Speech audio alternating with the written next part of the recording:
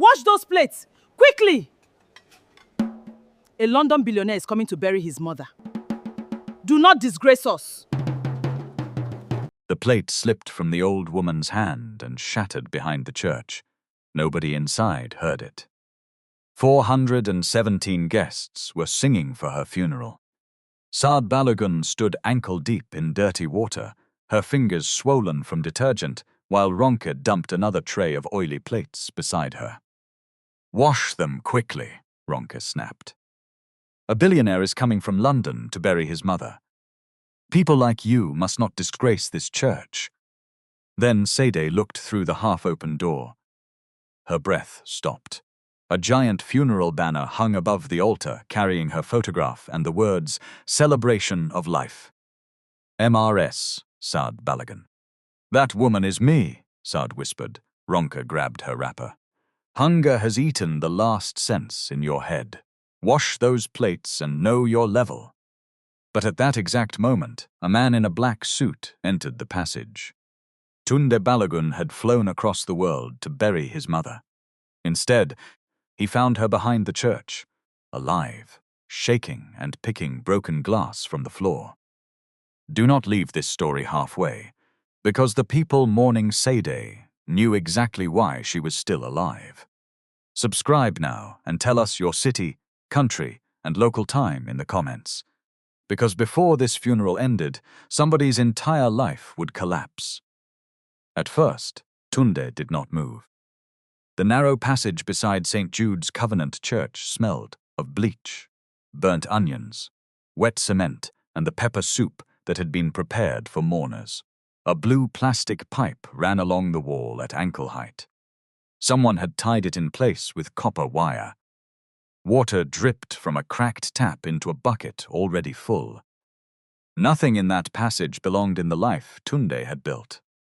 He was used to white conference rooms where the windows did not open, airport lounges where people spoke softly into wireless headsets, and refrigerated warehouses that could tell him the temperature of a tomato crate from 4 countries away. He had spent 15 years turning Harbourline cold chain from 2 leased trucks into a company with depots in Lagos, Tema, and Birmingham. He knew how many minutes insulin could remain outside controlled temperature. He knew how long strawberries from Plateau State could survive on the road to Lagos. He knew the exact cost of diesel in every depot his company owned. But he did not know why his mother was kneeling on a church floor, holding a broken plate with her bare hand. "Sade," Ronke barked. "Are your ears only for decoration? Pick everything. If one guest steps on glass today, you will pay with what? That your empty stomach?" Sade reached for another shard. Blood gathered at the side of her thumb. Tunde's leather folder slipped beneath his arm. The printed funeral program inside fell open on the wet floor. His mother's face stared up at him from the cover, younger by 12 years, wearing the pearl earrings he had bought her after Harbourline signed its first pharmacy contract. The woman on the floor did not have earrings. Her grey headscarf had loosened. One end lay in the soapy water. Her mustard blouse had faded to the color of old corn. The cobalt wrapper around her waist was knotted twice because she had lost enough weight for the first knot to fail. Then she turned her wrist. There it was. A pale, crooked scar running from the base of her thumb toward her elbow. Tunde was 6 when he pulled a pot of boiling water from the kitchen table. His mother shoved him away and received the water on her arm. He remembered the smell of Rob ointment. He remembered hiding under the bed because he thought his father would send him away. Sade had sat on the floor beside the bed, her arm wrapped in white cloth, and told him that a home did not throw away a child because of one mistake. Tunde's mouth opened. No sound came. Sade raised her eyes. For one long second, neither of them trusted what they saw. Her fingers loosened around the glass. "You," she said. Ronke swung around. Tunde stepped into the kitchen light. His face had changed since Sade last saw him properly more flesh around the jaw, a line between his brows, small threads of grey at both temples. But the left side of his mouth still lifted before the right whenever he was trying not to cry. Sade pushed herself up, using the basin. The metal legs scraped the floor. "Are you Tunde?" she asked. "Or have hunger started showing me dead people?" The kitchen went still. A spoon dropped somewhere near the stove. Funke Johnson, who had been arranging foil packs of rice, froze with one hand above the table. Two young kitchen workers stopped carrying a pot between them. Even the tap seemed suddenly too loud. Tunde crossed the 3 meters between them. "Mummy." It came out as a child's word. Not the voice he used with bankers. Not the voice that could make 12 directors stop arguing. One word, torn at the middle. Sade touched his cheek with wet fingers. She did not embrace him at once. She rubbed the small grey hair near his temple, then pressed her thumb beneath his left eye as though checking whether the skin was warm. "You are not cold," she whispered. "Mummy, what are you doing here?" She looked over his shoulder at the funeral program on the floor. "What are you doing alive?" she asked. Ronki's face lost color. "Tunde," she said. He did not look at her. Sade's hand moved from his face to the front of his black suit. She gripped the lapel and pulled him closer, not in affection, but with the panic of somebody afraid he might disappear if the distance between them increased. "They said your plane entered the sea," she said. "They said they did not find your body." Tunde stared at her. "Who said that?" "Kola." The name landed between them. From inside the main hall came the rising sound of the choir. "I will lift up mine eyes unto the hills," the congregation answered. "From whence cometh my help?" Someone began clapping in rhythm. 417 people were singing, while the woman they had come to mourn stood behind a curtain with soap on her wrists. Ronke took one step backward. "Tunde, please," she said. "This thing is not what you think." He turned then. Ronka Coca had dressed for cameras. Her emerald gown fitted close at the waist, the fabric bright under the kitchen bulbs. Her gold jail rose above her head in careful folds. A white clutch bag sat on a stool beside the door, away from the steam. She had changed since the last family Christmas Tunde attended. Her smile had become sharper. Her eyebrows had been drawn so high that even fear looked like pride. "What should I think?" he asked. Ronka lifted both palms. "She is not well." Sade's grip tightened on his coat. Ronki continued quickly. "We did not want to disturb you before the service. She has been confused for months. Sometimes she says you are dead. Sometimes she says people are stealing her things. We have tried, Tunde. God knows we have tried." Tunde looked at the basin. "Your treatment for a confused 67-year-old woman is to make her wash plates." No. She insists on helping. You know, Mummy Sade. She does not like to sit down." Funky made a sound in her throat. Ronki's head snapped toward her. "Did you want to say something?" Funky lowered the foil pack she was holding. She was 34, broad-shouldered, with flour on one cheek and a faded burn mark across the back of her hand. Her apron read St. Jude, woman of surface, though half the letter S had peeled away. "I said nothing, Ma. But your face is speaking rubbish." Funky wiped her hands slowly. "That basin has been her place since March," she said. Ronke's eyes narrowed. "You see, this is why people like you remain kitchen people. You do not know when a family matter is above your head." Tunde looked at Funke. "Since March?" Funke swallowed. "Yes, sir." Ronke moved between them. "She sleeps here only when she chooses. We gave her shelter. We feed her. What else should we do? Carry her on our head?" Sade's knees folded. Tunde caught her before she hit the basin. Her body felt too light. That frightened him more than the funeral banner. "Mummy, I am managing," she said automatically. It was the answer she had given him all his life. When school fees were due, when her blood pressure rose, when his father died and the sitting room filled with people who ate rice but did not wash their plates. I am managing. Tunde lifted her. Ronke reached for his arm. Do not take her into the hall, please. The guests are seated. The press people have come. Let us discuss privately. He looked at her hand. She removed it. Funke, he said. Is there a room where my mother can sit? Yes, sir. The small clinic near the choir office. Take us there. Funke grabbed a clean towel and led them through a back corridor. The kitchen workers pressed themselves against the walls. Nobody spoke. Sade's wet wrapper dripped across the tiles. At the corridor junction, Tunde paused. Through a gap in the curtain, he saw the sanctuary. Rows of white chairs, purple ribbons, a flower arrangement shaped like a cross. At the center of the stage stood a giant portrait of Sade in a silver frame. Beneath it, a table held candles, a Bible and a brass plaque that read A Life of Surface. Kola Adebayo stood near the front row in a wine-red agbada, greeting executives and church elders as if the grief belonged to him. He placed one hand on each person's shoulder. He bent his head at the correct angle.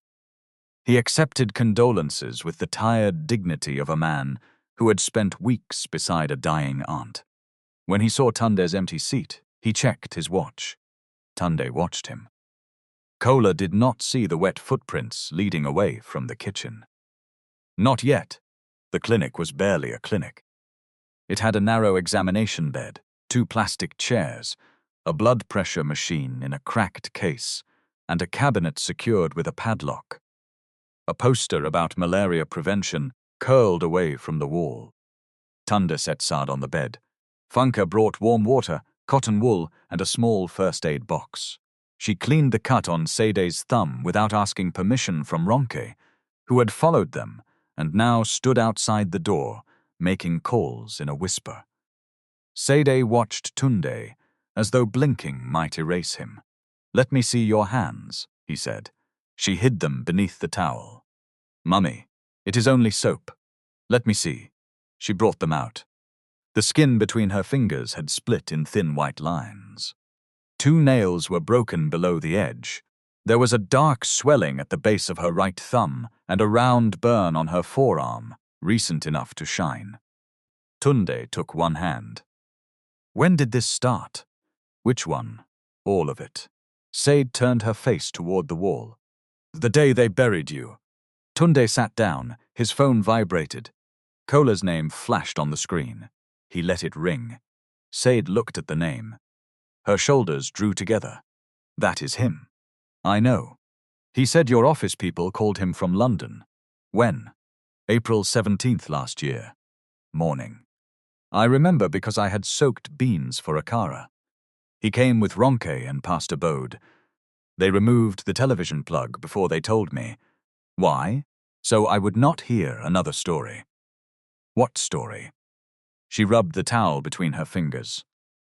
They said Harbourline had not announced it because your company shares would fall. They said the plane was private. They said it went down near Morocco. They said you were traveling with 2 investors. Tunde breathed through his nose. On April 17th of the previous year, he had not entered any plane. He had spent the entire day at a refrigerated warehouse outside Birmingham, arguing about a compressor that failed inspection. Did they show you anything? He asked. A printed page with your picture. It looked like news. Where is it? Ronk took it after I fainted. Funk stopped wrapping the bandage. Sade continued. They said you had written a paper before traveling. That Kola would take care of me. They said I should not call your office because lawyers were handling everything. And you believed them? The question came out harder than Tunde intended. Sade withdrew her hand. You did not call me yourself for 5 months before that day. The room shifted. Not physically. Nothing moved. But the accusation removed the chair beneath Tunde, even though he remained seated. He looked down. I called through Kola. You called Kola's phone. He would put it on speaker. Sometimes he said you were in a meeting. Sometimes he played me a voice note. I sent those voice notes to you, to his number. Tunde had no answer. His phone vibrated again. Kola. Then a message appeared.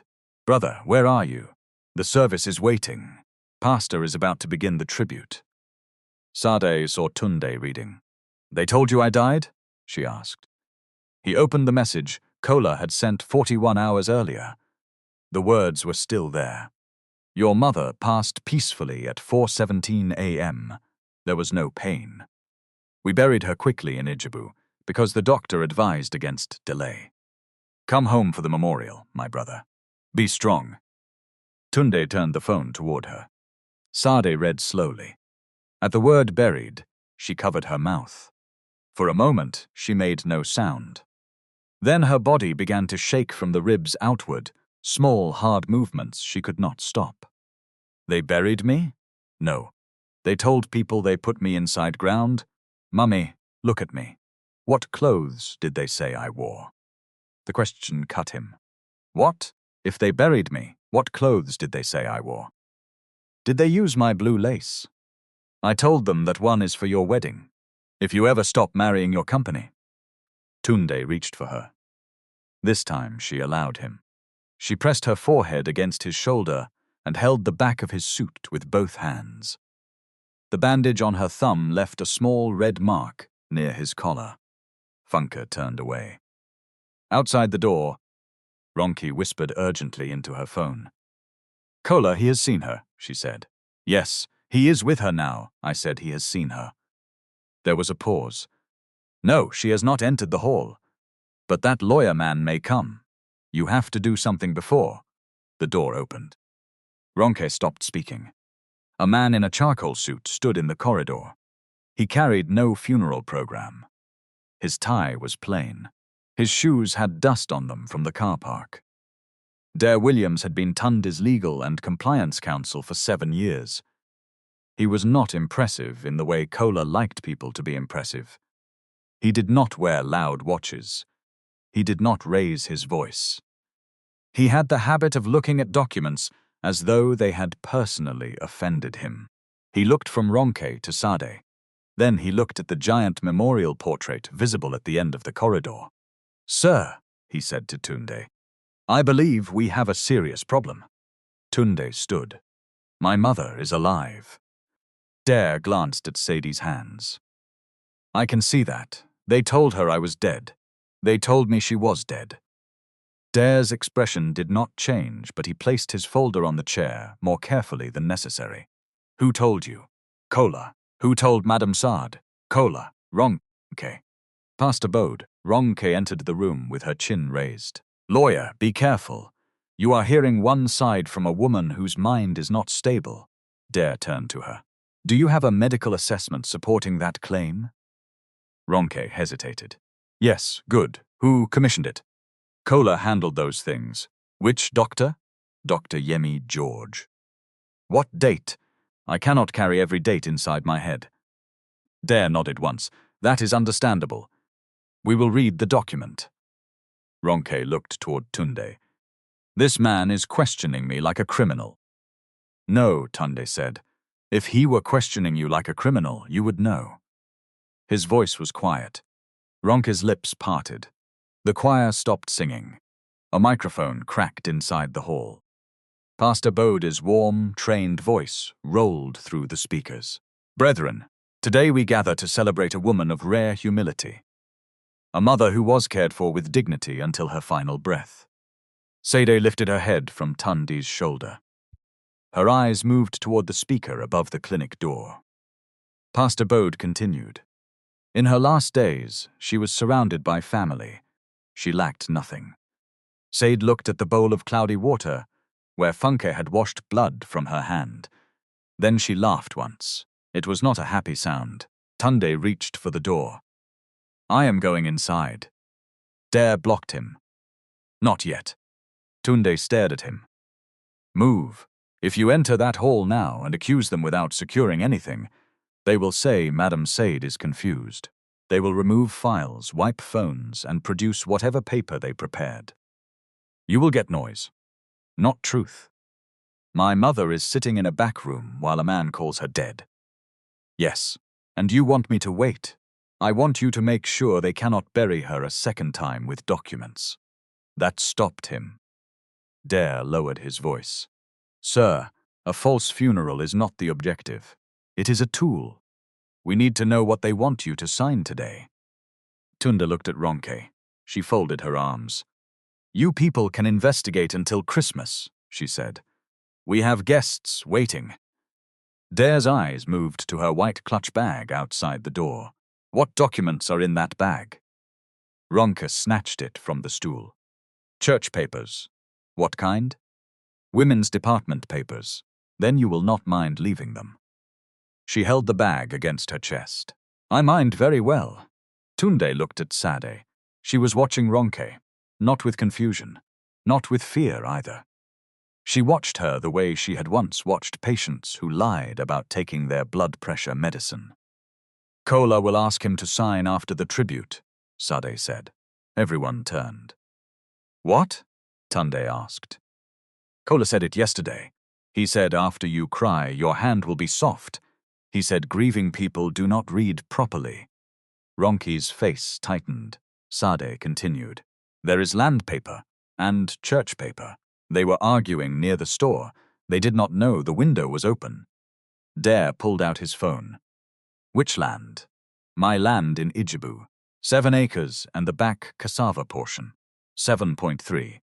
Ronke said before she could stop herself. The room went silent. Dare looked at her.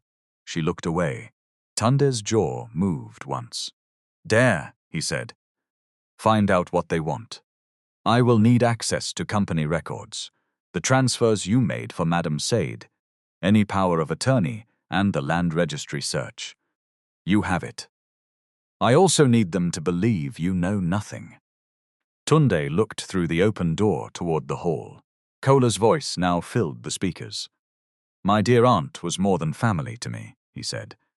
When her only son was away building a great name for Nigeria, I stood beside her. I was her hands.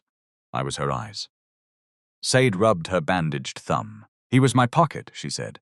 That one is what he became. Funke coughed into her fist, hiding a bitter smile. Dare leaned closer to Tunde. Go inside, he said. Let him perform. Ask no questions yet. Agree to review whatever he brings. Keep him confident. And my mother?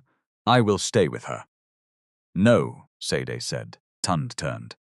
She sat straighter on the narrow bed. You will go inside alone, she told him. If they see me, they will start arranging another lie. Let them finish the one they prepared. Mummy, you have suffered enough. She held his gaze. Then do not waste my suffering by shouting before you know what it bought them. Tunde stared at her. There she was. Not the woman on the banner. Not the old woman Ronke had pushed behind the kitchen. His mother. The community health worker who once made a village chief sit in the same queue as everybody else because fever did not respect title. Tunde buttoned his jacket. His fingers were unsteady. Sade noticed. She reached out and fixed the button for him. You still miss the hole when your mind is running, she said. He almost smiled. Almost. Then she pulled him closer and spoke into his ear. They did not only bury me, my son. Her breath touched his cheek. They buried you inside my heart first. Tunde walked into the sanctuary at 9:16 that morning. The congregation rose as one body. People turned with phones already lifted. A few women pressed handkerchiefs to dry eyes. 2 newspaper photographers moved closer to the aisle. Somewhere in the 3rd row, a man whispered, That is him, the London billionaire. Kola opened both arms. My brother, Tunde allowed the embrace. Kola smelled of expensive oud and fresh sweat. His agbada was heavy enough to make a soft dragging sound when he moved. He held Tunde for 3 seconds too long, then stepped back and examined his face for signs of suspicion. You came through the side? Kola asked. The front was crowded. I sent 2 cars to the airport. I changed my flight. Kola nodded slowly. You should have told me. This is not a day for you to be moving alone. Tunde looked toward the giant photograph of Sade. No, he said, it is not. Pastor Bode descended from the platform. He was a tall man, with a smooth voice and a stomach that pushed gently against his white clerical shirt. A purple stole lay across his shoulders. He placed both hands around Tunde's right hand. My son, take heart. Your mother finished well. Tunde felt a pulse beat in his neck. How did she finish? Bode tightened his grip, peacefully, very peacefully. You were there? The pastor blinked once. Spiritually, yes. I prayed with her. At what time? Kola touched Tunde's elbow. Brother, not now. Come and sit. Everybody has been waiting. Tunde let himself be guided to the front row. His reserved chair sat between Kola and Ronke. Ronke had changed her face before entering the hall. The fear was gone. She now wore the soft, swollen expression of a woman exhausted by bereavement. She leaned close. I am sorry you had to see Mummy in that condition, she whispered. We will explain after service. Tunde looked at her hands. The nails were painted the same gold as her jewel. Which condition? He asked. Ronke's mouth moved, but Pastor Bodo had returned to the microphone. Please be seated. The congregation sat. Tunde did not hear most of the opening prayer. He heard fragments. Servant of God, faithful mother, dignified care, final rest. Each phrase traveled through the speakers and entered him like grit beneath skin. On the program in his hand, the order of service had been printed in gold. Opening, hymn, scripture reading, tribute from family, special presentation by Mercy Gate Senior Support Services, signing of legacy documents, closing prayer. He read the fourth line again. Mercy Gate. The name meant nothing to him. Kola leaned close. After your tribute, we have a small presentation. Nothing stressful, just to honor Mummy's final wish. What wish? She wanted her Ijebu land used for elderly care. You know how she loved old people. Tunde kept his eyes on the program. My mother was old people. Kola gave a nervous laugh. You understand what I mean. And the signing, simple family consent. Lawyer has checked everything. Which lawyer? Our own people. No need to trouble Dare with village property. Tunde turned his head. Kola's smile held. My company lawyer is troubled by commas, Tunde said. He will survive land. Kola rubbed his lower lip with one finger. Of course. We can still show him. But the church trustees and the donor are here today. We should not embarrass people by delaying. So there is a donor? A development partner. How much? Kola looked toward the stage. Let us not discuss business during prayer. The choir began another song.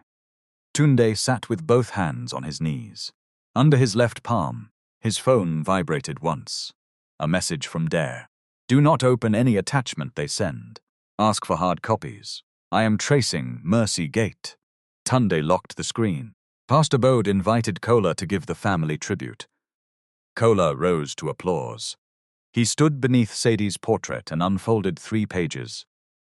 My aunt taught me that care is not what we say. Care is what we do when nobody is watching. Behind the curtain, Sade sat on the clinic bed and heard every word through the wall speaker. Funky had brought her a cup of tea. Sade held it between both hands but did not drink. The tea cooled. A thin skin formed on top. Dare sat at the small desk with his laptop open, using his phone's hotspot. He had already found the corporate registration for Mercy Gate Senior Support Services. Registered 16 months earlier. Directors: Kola Adebayo and Ronke Koka. Declared office: Suite 12, Oak Arin Commercial Complex. The address belonged to a locked shop that had once sold printer cartridges. Dare turned the screen towards Sade. Have you seen this name before? She leaned forward. Mercy Gate? Yes, Ma. It is on the side of the van that carried me from my house. When was that? March 3rd. Around 6 in the morning. The muezzin near our street had just finished calling prayer. Who came? Kola, Ronk. Two men I did not know. What did they tell you? That the roof was dangerous, and I would stay in Lagos for 1 week. Was the roof dangerous? One sheet leaked near the back room. It had leaked since 2019. Did you agree to leave? Sade looked at Funke. They packed my clothes before they asked. Dare typed. Where did they take you first? A house in Ketu. 3 women were there. One had stroke. One spoke to herself. The last woman kept asking for her daughter. A care home. It was a bungalow with bars on the windows. How long were you there? 11 days. What happened? I asked to use the phone. They said Kola had instructed them not to allow calls because grief was affecting my head. I refused medicine. Then they said I was troublesome. Did you know what medicine it was? No label. 3 white tablets inside nylon. Dare's fingers stopped. Did you take them? I worked in health centers for 29 years. I do not swallow tablets from nylon because somebody says, open your mouth. Funke nodded under her breath. Correct, Sade continued. On the 11th night, there was no light. The generator did not start. The gate man slept after drinking. I climbed through the kitchen window. Dare looked up. You escaped? I left. How did you reach this church? I walked to the bus stop. A woman selling bread gave me 200 naira. I entered bus to Oshodi, then another one here. Why this church? Pastor Bode knew my husband. I thought he would call Tunde's office. Funke's jaw tightened. What did Pastor Bode do? Dare asked. Sade looked toward the speaker, where Kola was describing how he had personally arranged nurses for her. He called Ronke. Dare sat back. And Ronke kept you here. She said the care home would report me to police for running away. She said I had signed papers. I told her I signed nothing. She said people would believe ink before an old woman. Funke pushed the tea closer. Ma, drink small. Sade took 1 sip. Dare asked. Why did you not leave the church? I tried twice. The first time, Ronke took my slippers and told the gatemen I was confused. The second time, I reached the main road. A police patrol brought me back, because Pastor said I had dementia. Did the police take your statement? They spoke to Ronke, not me. Dare closed his eyes for 1 second. When he opened them, his voice remained even. Do you still have any identification? They took my purse. Any document at all, Sade thought. Then she reached beneath the knot of her wrapper. From an inner fold, she pulled a piece of clear nylon sealed with black thread. Inside lay an old national identity slip, folded into a square no larger than a matchbox. Funke stared. You carried that thing every day? Sade handed it to Dare. I stitched it there after the police returned me. A person should keep one proof that she is herself. Dare unfolded the paper. The print had faded, but the name and number were visible. He took a photograph and sent it to a verification contact. Ma, I need you to tell me about the money your son sent. What money? He says he sent more than 2 million naira every month for your care. Sade stared at him. Funke stopped moving. How much? Sade asked. An average of 2,317,000 naira. The teacup tilted in her hand. Funke caught it. Sade wiped 1 drop from her wrapper with her thumb. Kola gave me 60,000 a month, she said. Sometimes 80. He said Tunde's company was struggling and I should manage. Dare's face hardened by a degree. What did the rest cover, according to him? Caregiver. Medicine. House repair driver. Did you have a caregiver? A girl came on Tuesdays for 3 months. She swept and left before noon. A driver? Kola's driver took me to clinic twice. House repair. They painted the front room one day. Very fast, they took pictures. After that, nobody came. Medicine? Kola brought blood pressure tablets. The brand changed every time. Sometimes expired. Dare typed for several minutes. From the hall, applause rose as Kola concluded his tribute. He gave herself to all of us, Kola said. Now it is our duty to continue her legacy. Sade looked at the wall. He even collected my grammar, she said. Funke's laugh escaped before she could stop it. It lasted less than a second. Then Pastor Bode announced a short musical interlude. Dare's phone rang, he answered. Yes. He listened. Send the statement, full period, 18 months. Include beneficiary accounts, he ended the call. Ma, he said. Did you ever authorize a company called Mercy Gate to manage your care? No. Did you sign a power of attorney in favor of Kola Adebayo? Sade's eyes narrowed. I signed one paper at the bank in 2022. Tunde was traveling. It allowed Kola to pay electricity and collect my pension statement if I was sick. Did it allow him to sell land? God forbid. Did it allow him to take loans using your property? She placed the cup down. What loan? Dare did not answer immediately. That was answer enough. Sade's back straightened. The Ijebu land belonged to my husband's mother, she said. We did not sell it when Tunde needed school fees. We did not sell it when my husband was sick. Which person carried it to bank? We are checking. Do not check slowly. Yes, Ma. In the sanctuary, Ronka climbed the stage for the Mercy Gate presentation. A new image appeared on the projector. A glossy building with lawns. Smiling nurses and elderly residents playing board games beneath umbrellas. The building did not exist. Our late mother dreamed of a place where no elderly Nigerian would feel abandoned, Ronka said. Today that dream becomes real. Kola watched Tunde instead of the screen. Tunde watched the image. The architect's rendering showed 3 stories, a physiotherapy wing, a chapel, and 48 private rooms. At the bottom in small letters was the proposed location. Balogun Family Land, Ijebu Ode. Ronke continued. With the support of our development partner, Cedar Axis Property Group, construction will begin immediately after today's legacy signing. Tunde turned to Kola.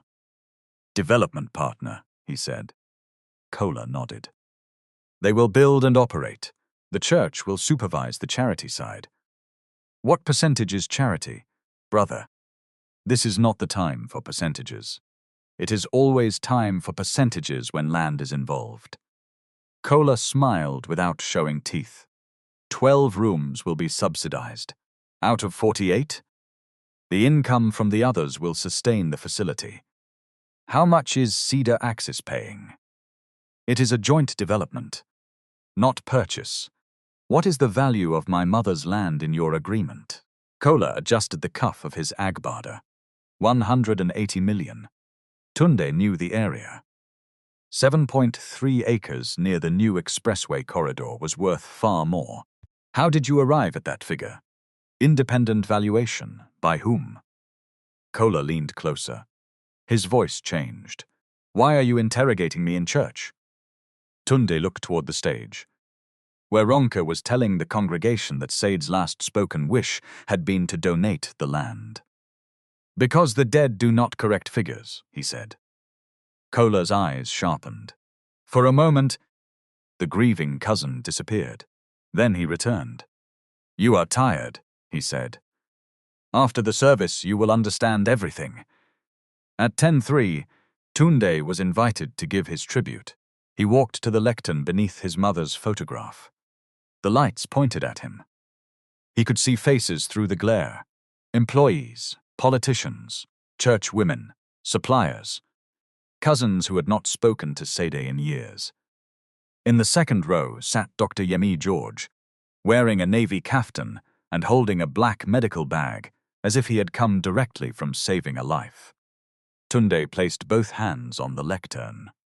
The hall settled. He had prepared 6 pages on the flight from London. He had written about Sade selling 2 gold bangles to pay his university deposit. He had written about the first time she entered one of his cold rooms and complained that rich people were wasting electricity. To make tomatoes shiver, He had written about the call he did not answer because he was negotiating a loan. Now the pages felt obscene. He looked at Kola. Kola gave a small, encouraging nod. Tunde looked at Pastor Bode. The pastor folded his hands piously. Then Tunde looked at the photograph. "My mother hated long speeches," he said. A few people laughed softly. She believed that if a person had something true to say, the truth would not need 6 pages. Kola shifted in his seat. Tunde folded his prepared tribute in half. "So I will say only this. My mother taught me to read before I sign anything," she said. "A smiling face can still hold a crooked pen." The hall went quiet. Ronke's eyes moved to Kola. Tunde continued, "Today I intend to honor that lesson." He stepped away from the lectern. Applause began uncertainly, then spread because people did not know what else to do. Kola met him at the foot of the stage. "What was that?" he whispered. "A tribute. You are embarrassing the program. My mother is dead. The program will survive." Kola studied his face. Tunde gave him nothing.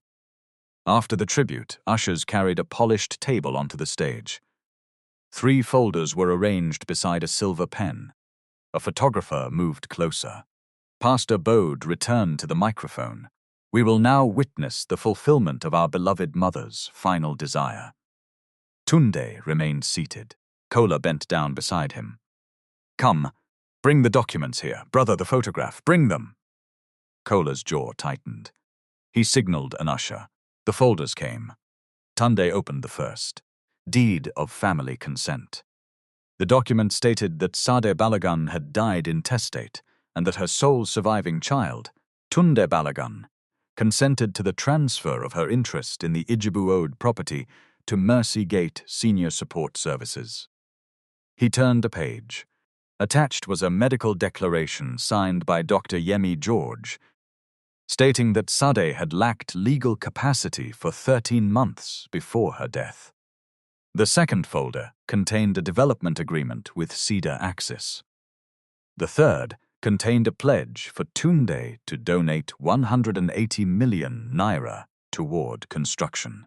Kola had tied the land value and the requested donation to the same figure. Clever enough to look symbolic, crude enough to be greedy. Tunde read every page slowly. The congregation waited. Pastor Bode filled the silence with a low prayer. "Lord, as your son fulfills the wish of his mother," Tunde closed the folder. "I need my lawyer to review these." Kola smiled for the audience. "Of course. We already reviewed them, but there is no harm in. Not later now." The smile weakened. The trustees have another engagement. Then they can miss it. A murmur moved through the front rows. Ronke leaned across. "Tunde, this display is unnecessary. Mummy wanted this." "How do you know?" "She told us." "When?" "Before she became too ill. Exact date." Ronke squeezed her face. "Who remembers an exact date for every family discussion?" "My mother did." Kola placed one hand on Tunde's shoulder. "Let us step outside." Tunde looked at the hand until Kola removed it. Then he stood. "To honor my mother," he announced to the hall, "I will review every document carefully. The presentation will continue after a short break." Pastor Bode rushed to the microphone. "Chua, please give us a worship song." Music started too quickly. Kola led Tunde toward a small trustees' room near the stage. Ronke and Dr. Yemi followed. Bode joined them after handing the microphone to an assistant pastor. Inside, the air conditioner rattled above a table covered with bottled water. Kola closed the door. "What is wrong with you?" he demanded. The soft cousin was gone. Tunde placed the folders on the table. "My mother died 41 hours ago, and you want me to transfer her land before the flowers dry. It was her wish. Then you will have evidence. We have the medical papers. Medical papers do not prove a land donation." Ronke folded her arms. She discussed it many times. With whom? With us. With Pastor. With Dr. Yemi cleared his throat. "Mr. Balogun, your mother's cognitive condition deteriorated gradually. Before the severe stage, she expressed concern about abandoned elderly people. How long did you treat her? More than a year. How many consultations? The doctor glanced at Kola. I would need my notes. How many? Several. 3, 7, 20? This is not a courtroom. No, in a courtroom you will answer faster. Pastor Bode raised both hands. Gentlemen, please. We are in the house of God. Sade's voice came through Tunde's memory. Do not burn the whole church because 3 people hid the match. He lowered his tone. Kola, I am considering increasing the donation. The room changed, not visibly at first. Just a slight pause in Ronke's breathing, a quick movement in the doctor's eyes. Pastor Bode's hands came down. Kola leaned on the table. Increasing? If the facility is genuine, 180 million may not be enough. Ronke spoke first. Exactly. That is what we have been saying. Materials are expensive now. How much would complete it? Tunde asked. Kola did not answer immediately. He was recalculating. 350 million would give us a world-class place, he said. And the land remains my mother's contribution? Yes. Who controls Mercy Gate? It is a community organization. Names. Kola smiled again. All that is in the documents. Good. Dare will review them. If everything is clean, I may announce the larger donation before this service ends. Ronke's eyes brightened. Pastor Bode pressed his palms together. God will honor you, my son. Tunde picked up the folders. I am sure. He will inspect the paperwork first. He left the room. Kola waited until the door closed. Then he turned to Ronke. You said he saw her. He did.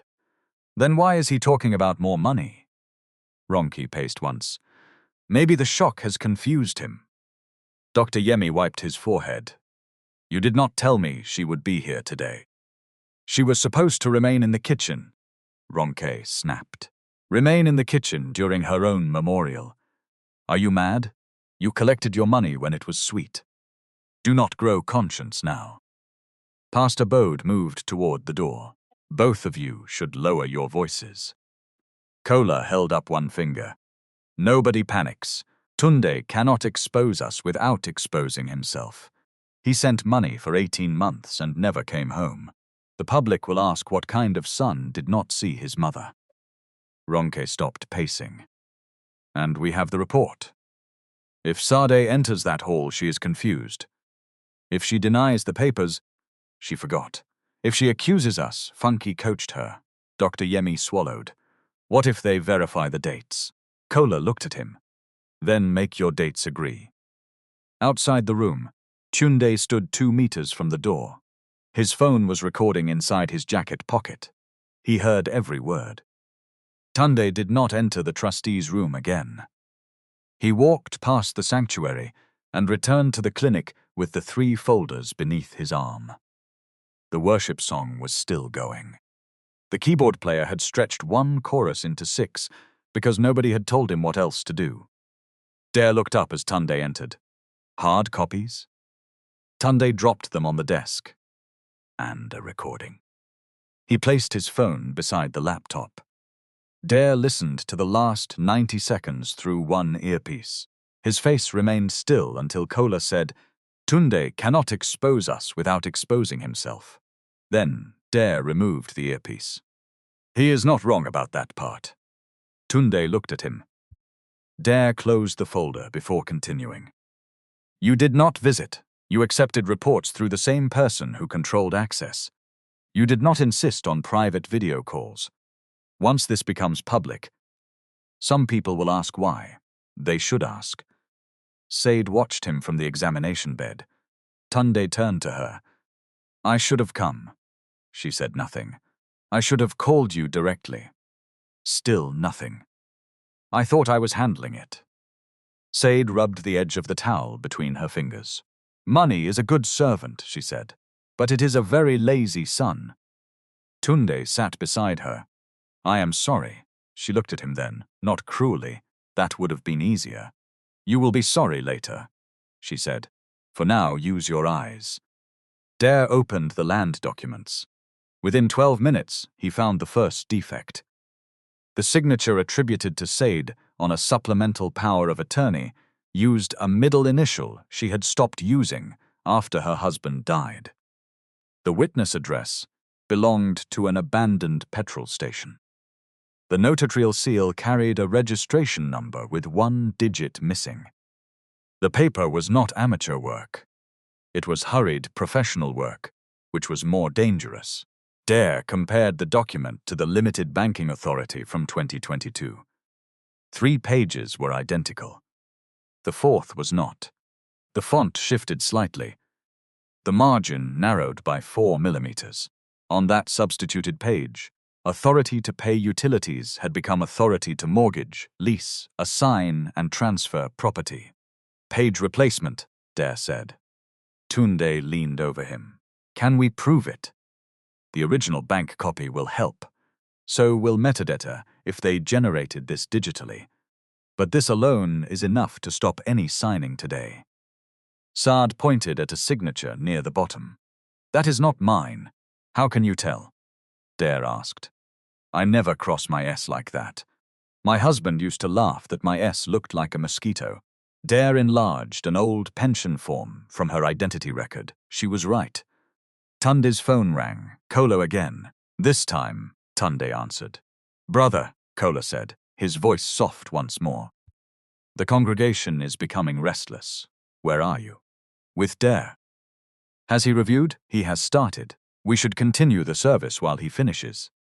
Continue. And the announcement about the larger donation? After review. There was a pause. Fine, Kola said. But please keep Mummy Sade away from the guests, for her own dignity. Tunde looked at his mother's bandaged hand. For whose dignity? Kola ended the call. Dare's laptop chimed. The bank statement had arrived. For 18 months, Tunde's standing instruction had sent different amounts into an account described as Sade Balogun Care and Household Support. The average was 2,317,000 naira. Within 24 hours of each transfer, most of the money moved to Mercy Gate Senior Support Services. From there, the path divided. Some went to a construction supplier owned by Kola. Some went to Ronki's event company. Some went to a pastor's building fund. And 11 separate transfers went to Cedar Axis Property Group, marked Consultancy Advance. Dare tapped the screen. This was not care money that later got diverted. Mercy Gate was built as the diversion. Tunde leaned on the desk with both hands. How much? From your transfers alone, 31,846,000 naira is directly traceable. We have not checked pension withdrawals, rental income, or the mortgage proceeds. Sade blinked. My pension? Dare turned to her. Did Kola control the account? He said the bank changed something. He would bring cash. How much was your monthly pension? 193,000 after the adjustment. How much cash did he bring? 50. Sometimes 60, Funke muttered. This wickedness has calculator. Sade looked down at her hands. Tunde watched her. He had expected anger. He saw something smaller and worse. She was counting backward. Medicine not bought. Roof not repaired.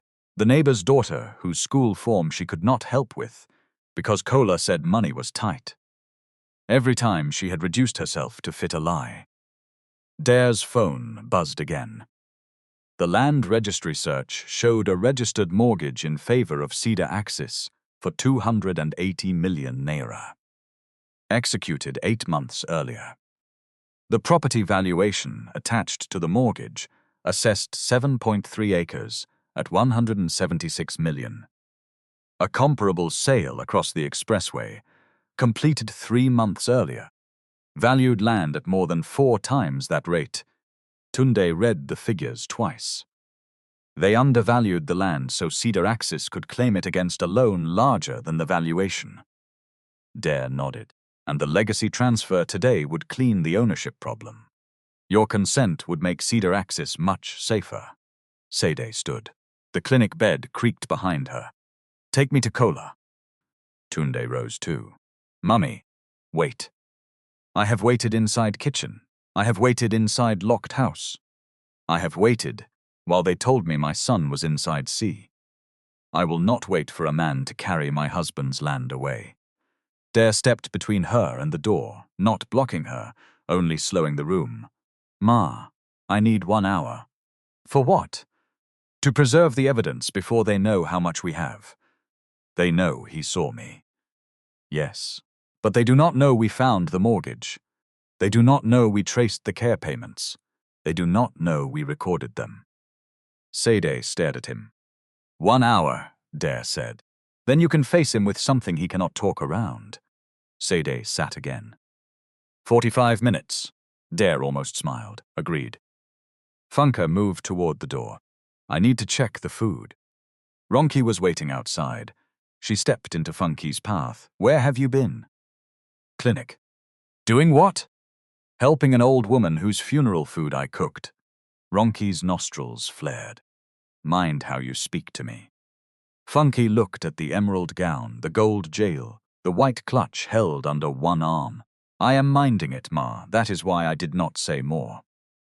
Ronka moved closer. You think because Tunde saw her, your life has changed. You are still a kitchen worker. When these rich people settle their matter, you will remain here with your smoke and your onions. Funke wiped one hand on her apron. Smoke leaves cloth after washing. Ronke's eyes narrowed. Poverty does not. She walked away. Funke watched her until the gold jewel disappeared around the corner. Then she went to the dry store. Behind a 25-kilogram bag of rice, beneath a tray of plastic cups, she pulled out a black nylon bag, tied with green thread. She carried it to the clinic. Sade saw the bag and covered her mouth. You kept them? All, Funke said. She placed the bundle on the desk. Inside were 17 envelopes. Some had Tunde's London office address.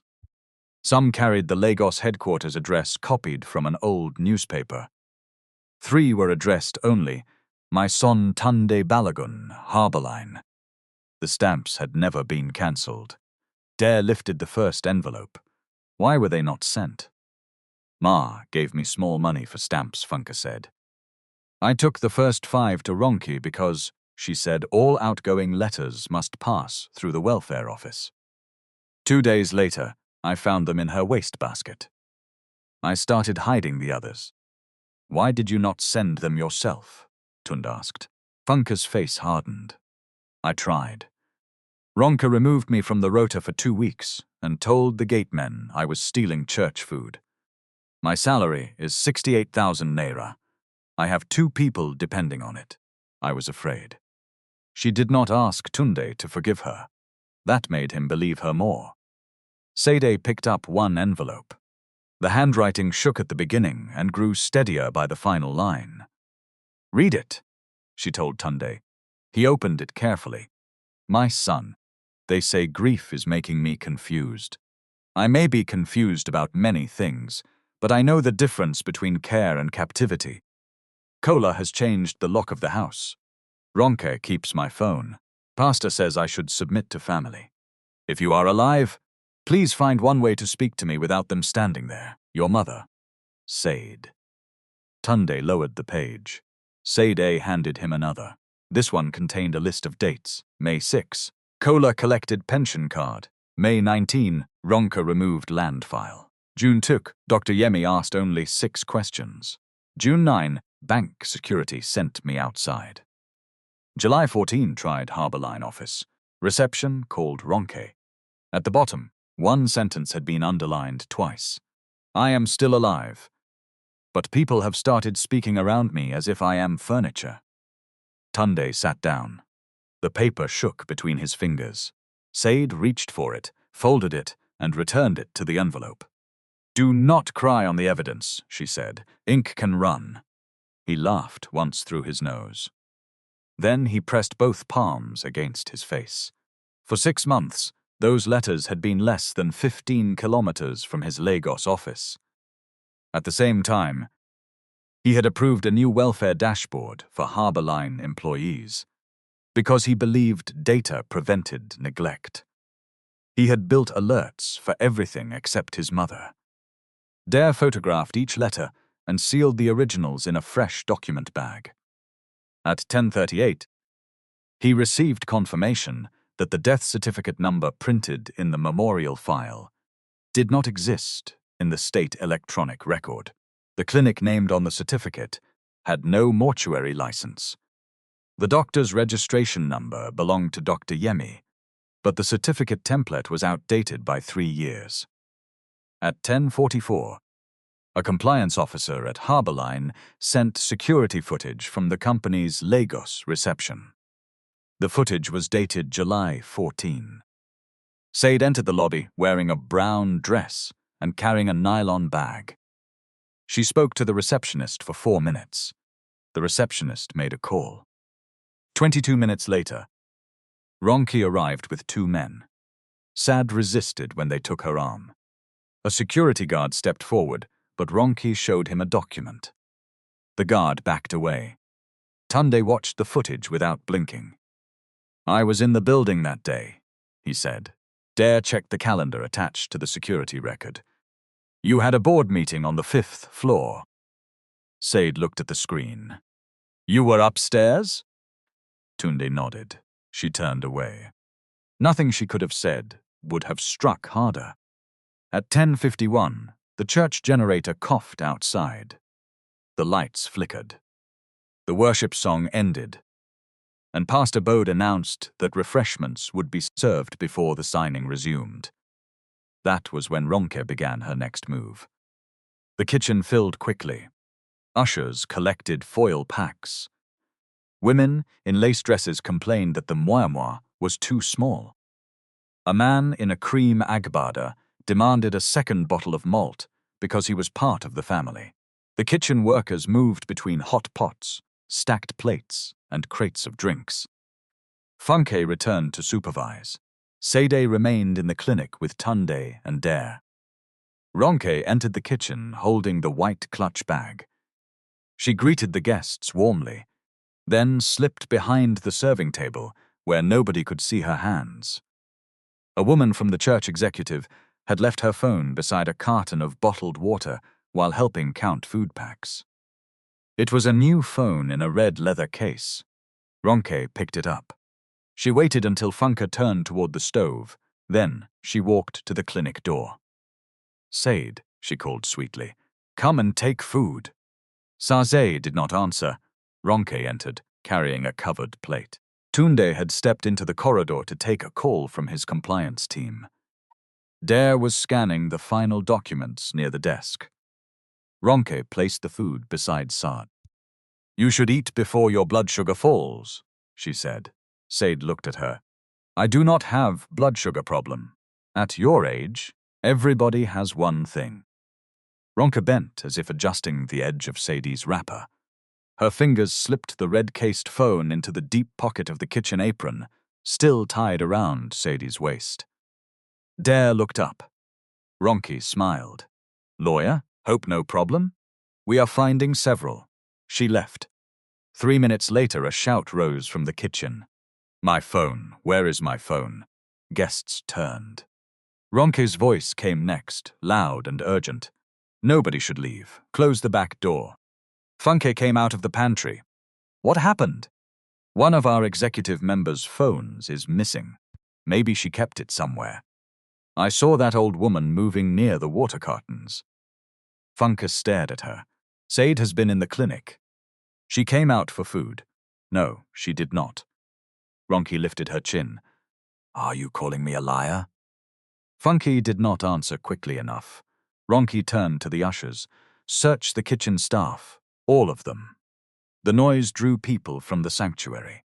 Tunde returned to the clinic just as 2 female ushers entered. "Sir," one said, avoiding his eyes, "there is a missing phone." "We were told to check everybody who has been in the kitchen." "Who told you?" "Madam Ronke." Ronke appeared behind them. "This is embarrassing," she said. "But rules are rules. Even family should not be above search." Sade stood. Search me, she said. Tunde moved in front of her. Nobody is touching my mother.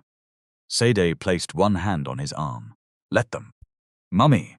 Let them finish the lie. She untied the apron herself and placed it on the examination bed. One usher checked the front pocket. Nothing.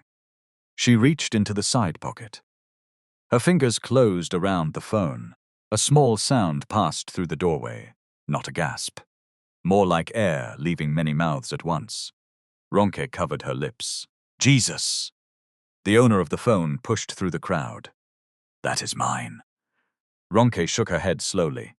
Sade, after everything this church has done for you. Sade looked at the phone. Then at Ronke. I have never seen it. Of course you will say that. Funke forced her way into the room. She did not take it. Ronke rounded on her. Were you inside her pocket? She has not left this room. Then you put it there. Funke's face changed. Ronke pointed at her. Yes, you have been poisoning her mind. You kept her here so you could steal from guests and blame a confused old woman. Two ushers grabbed Funke's arms. Tunde stepped forward. Ronke raised her voice before he could speak. This is exactly the kind of behavior we have managed for months. Sade steals, forgets, and accuses people. Doctor has written it. We were protecting her dignity by keeping it private. Guests crowded the corridor. Phones rose. Kola arrived with Pastor Bode and Dr. Yemi. What is happening? Kola demanded. Ronke held up the red phone. We found this in Sade's apron. Kola closed his eyes as if receiving painful confirmation. Auntie, he said softly. Why? Sade looked at him. Your acting has become fat, she said. It cannot enter this small corridor. A few people murmured. Kola ignored them. He turned to Tunde. Now you understand what we have endured. She is not herself. Tunde's hands curled. Dare touched his elbow once. Not yet. Ronke pointed at Funke. Call police for this one. She has been helping her. The ushers tightened their hold. Funke winced. Sade moved between them. Leave her. Ronke laughed. You want to protect your partner? Sade faced the crowd.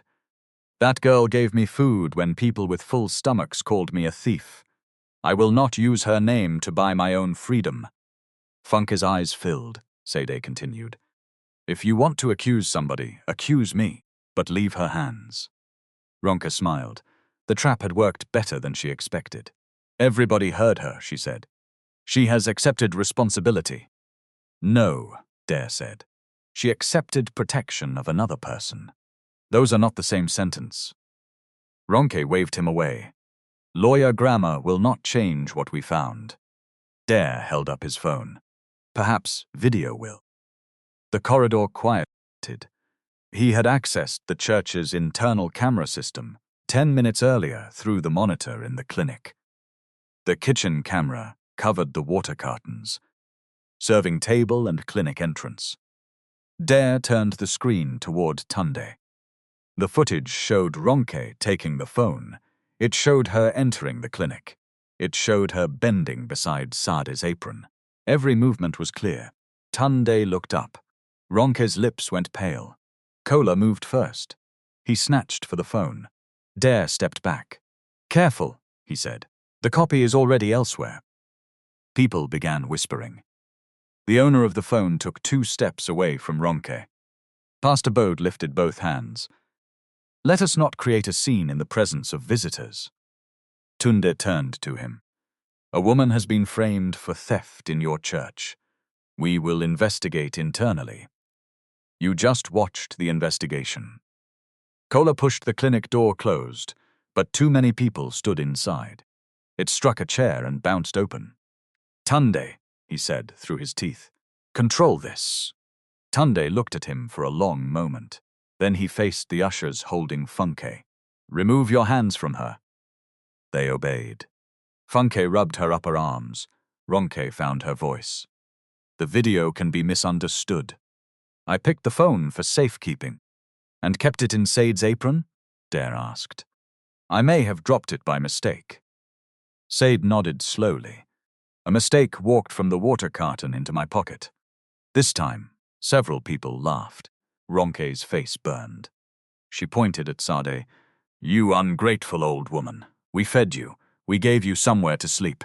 Without this church, you would be under bridge." Sade looked at Pastor Bode. "I came here because I believed a pastor would help me call my son." Bode's eyes moved away. "You called the people I was running from," she said. The corridor fell silent again. Kola stepped between Sade and the guests. "This woman is medically impaired. Nobody should record her."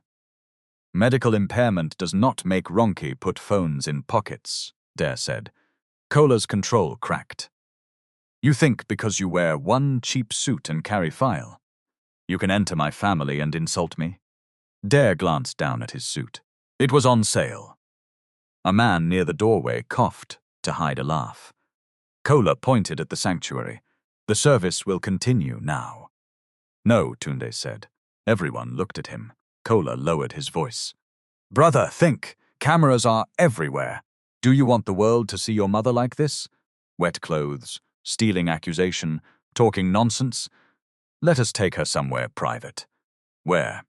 "A proper facility." Sade stepped back. Tunde saw it. The word facility had touched a place inside her body before it reached her mind. "No," he said. Kola kept speaking. "Only for assessment. Once doctors confirm her state, we can arrange home care." A van horn sounded behind the church. Funke went to the window. A white minibus had stopped beside the kitchen gate. Mercygate Senior Support Services was printed on the side in green letters. 2 men in pale blue uniforms climbed down. Sade's breathing shortened. "That is the van," she said. Tunde looked at Kola. "You called them before the phone was found." Kola said nothing. Ronke moved toward Sade. "Mummy, do not make this difficult." Sade backed into the examination bed. Funke stood in front of her. "You will not carry her." Ronke shoved Funke's shoulder. "Move, ordinary cook. This matter has passed your salary." Funke planted both feet. "My salary has not passed my conscience." The 2 uniformed men entered the corridor. One held a clipboard. The other carried soft restraints folded beneath his arm. Tunde's face became very calm. "The next hand that touches that woman," he said, "will explain itself before witnesses, lawyers, and cameras." The men stopped. Kola turned on them. "I gave you instruction. Take the patient." Dare raised his phone. "Please repeat that while facing the camera." Neither man moved. Kola's voice rose. "Do you know who I am?" The man with the clipboard looked at Tunde, then at the crowd, then at the camera phones. "Oga, they told us it was a confused elderly patient with family consent." "Whose consent?" Dare asked. Kola Adebayo signed the collection form. "Is he her legal guardian?" The man looked down at the paper. "I do not know." "Then know before you carry human beings like furniture." The men retreated. Ronke's gold jail had shifted to one side. Pastor Bode wiped his forehead with a white handkerchief. "Everybody should return to the sanctuary. This confusion is becoming a disgrace to the house of God." Sade looked at him. The disgrace was here before the crowd came. Tunde turned to Dare. "How much do we have?" "Enough to stop the documents. Enough to begin criminal and civil action. Not yet enough to make every person in that hall understand the whole structure." Tunde looked at the crowd in the corridor. Rumors were already moving faster than facts. Some people believed Sade was alive. Some believed she was a confused relative. Some thought Tunde had arranged a dramatic charity announcement. A few were only concerned that the rice would finish. Kola watched him carefully. He was still calculating. If the service ended in chaos, he could blame grief. He could say Ronke made a mistake. He could remove files. He could call the public reveal an ugly family misunderstanding. Tunde understood. He looked at his mother. "What do you want?" Sade looked toward the sanctuary. "I want them to finish my funeral." Ronke stared at her. Sade untied the stained apron and handed it to Funke. "I want to hear how I died," she said. Tunde nodded. He turned to Pastor Bode. "Continue the service." Bode blinked. "What?" "Put everybody back inside.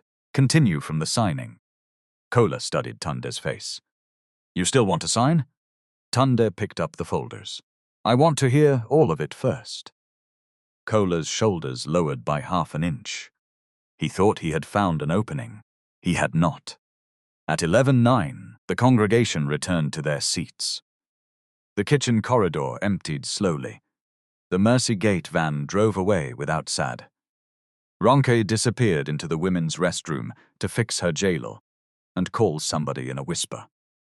Dr. Yemi opened his medical bag and shuffled papers with hands that no longer looked like a doctor's hands. Dare sent 12 files to Harborline's secure server. He requested urgent preservation notices for the relevant bank accounts, land records, company emails, and church camera footage. He also contacted external counsel to alert the proper authorities about possible document fraud and attempted unlawful confinement. No miracle happened in those 15 minutes. No judge appeared from behind a curtain. No bank account froze because a billionaire was angry. But the evidence stopped being something Kola could destroy with one phone call. That mattered. Sade washed her face in the clinic sink. Funke brought a clean blouse from the church donation cupboard. But Sade refused the bright red one. "That one is shouting," she said. Funke found a plain cream blouse instead. Sade kept her cobalt wrapper. She removed the wet headscarf and combed her grey hair with a small black comb missing 2 teeth. Tunde stood near the door. "You can wear something new," he said. "This one is clean. I can send somebody to buy." She looked at him. He stopped. "Money again." "Sorry," he said. Sade tied a fresh grey scarf around her head. "Do not be sorry every 5 minutes. It will become another way of avoiding work." He nodded. Funke smiled faintly. Dare entered with the death certificate, medical report and mortgage documents arranged in separate clear sleeves. "We need one more thing," he said. "What?" Tunde asked. "Their own words on record, in front of witnesses. Kola told you privately that Madame Sade died at 4:17. The certificate says 3:40. Pastor claims he prayed with her. Ronke claims she was present. Dr. Yemi signed the report. Let each person state the story publicly before we show the contradictions." Sade adjusted the knot of her wrapper. "You want them to dig their own grave." Dare glanced at the funeral program. "Given the setting, Ma, I would say they already brought shovels." Tunde picked up his tribute pages. He crossed out everything he had written on the flight. On the blank back of the final page, he wrote one sentence. "Before I bury my mother today, I need the people who watched her die to tell us exactly how it happened." At 11:27, Tunde returned to the lectern. The choir stopped halfway through a chorus. Kola sat in the front row with one ankle resting on the opposite knee. He had recovered his smile. Ronke's jail was straight again. Dr. Yemi sat beside Pastor Bode, his medical bag between his shoes. The 3 folders waited on the signing table. Tunde unfolded one sheet of paper. "Before I bury my mother today," he said, "I need the people who watched her die to tell us exactly how it happened." The hall changed. The sentence was not loud. It did not need to be. People leaned forward. Phones rose again. Kola's ankle came down from his knee. Tunde looked at him. "You told me my mother died at 4:17 on Thursday morning." Kola nodded slowly. "Yes. Where?" "At Good Shepherd Clinic in Ijebu. Were you present?" Kola's eyes moved toward Dr. Yemi. "I stepped outside to call Pastor, but I was there before and after." "So you saw her body?" "Yes. What was she wearing?" The question reached Sade in the clinic through the speaker. She lowered her eyes. Kola cleared his throat. "A blue lace outfit. Her favorite." Tunde's fingers tightened around the paper. The blue lace was folded inside a wooden wardrobe in Sade's locked house. She had told him 10 minutes earlier. He looked toward Ronke. You told me you were beside her when she died. Ronke sat straighter. I was, at 4:17. Yes, what did she say last? Ronke pressed a hand to her chest. She said, Take care of Tunde. A woman in the audience murmured, Ah. Ronke's confidence returned. She loved you until the end, she added. Tunde turned to Pastor Bode. You said you prayed with her. I did? What time? Bode adjusted the purple stole. It was early morning. Exact time. My son, grief is not a police interview. No, but the dead deserve accurate witnesses. Bode looked around the hall. He could feel the attention shifting away from his authority. About 6:10, he said. I called Cola's phone. It was placed near her ear. She could no longer speak, but I prayed. Tunde nodded. 6:10. Yes. He faced Dr. Yemi. Doctor, what time did my mother die? Dr. Yemi reached for his medical bag. The official certificate states 3:40 a.m. A murmur moved through the hall. Tunde waited. Dr. Yem continued quickly. There may have been confusion when Kola informed you. These situations are stressful. You certified death at 3:40? Yes. Was Kola present? He was informed shortly afterward. Kola shifted in his seat. Was Ronke present? I cannot remember every person in the room. Ronke turned toward him. Tunde looked back at Pastor Bode. You prayed at 6. 10 with a woman, the doctor declared dead at 3:40. Bode raised one hand. I prayed over the phone. Whether her spirit had left at that exact minute. You said she could no longer speak. Yes, Ronke said. She spoke her last words at 4:17. Ronke stood. This is cruel.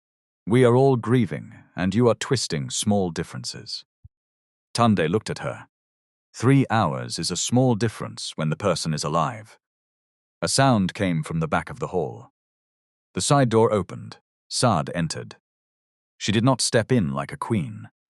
There were no drums, no bodyguards, no expensive gown bought in 10 minutes to prove her worth. She wore a clean cream blouse, her cobalt wrapper, and a grey headscarf. A fresh bandage covered her thumb. The skin on her hands remained split from detergent. Funke walked beside her. Dare followed with a black document case. The first person to recognize Sade was as an elderly retired nurse in the 5th row. She rose so quickly, her handbag fell. Sade? Then another voice.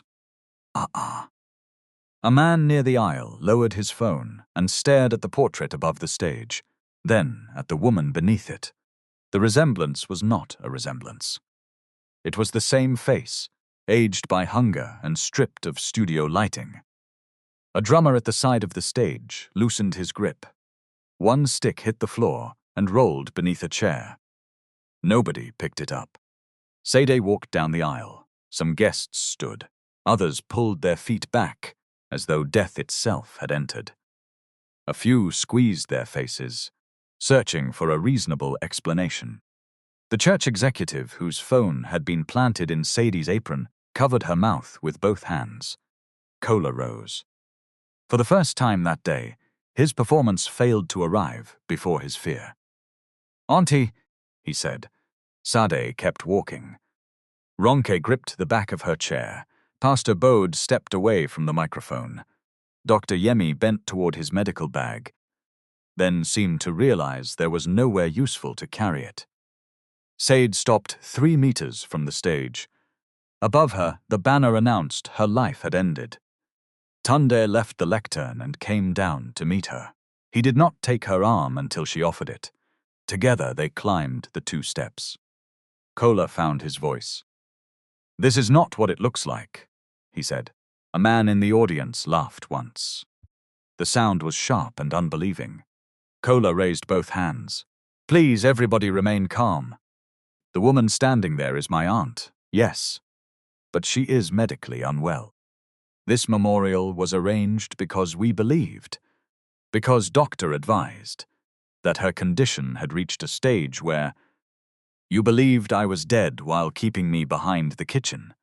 Sade asked. Her voice was not strong, but the microphone caught it. Kola turned to Tunde. Do not let her speak publicly in this state. Tunde handed the microphone to his mother. Kola moved toward them. Dare stepped into his path. Please remain where the camera can see you. Kola stopped. Sade looked across the hall. She recognized people. A former neighbor who had borrowed salt from her for 9 years. A cousin who sent a wreath, but had not called in 2 Christmases. Church women who once asked her to teach blood pressure screening. Harbor line managers who sent Tunde reports every Monday.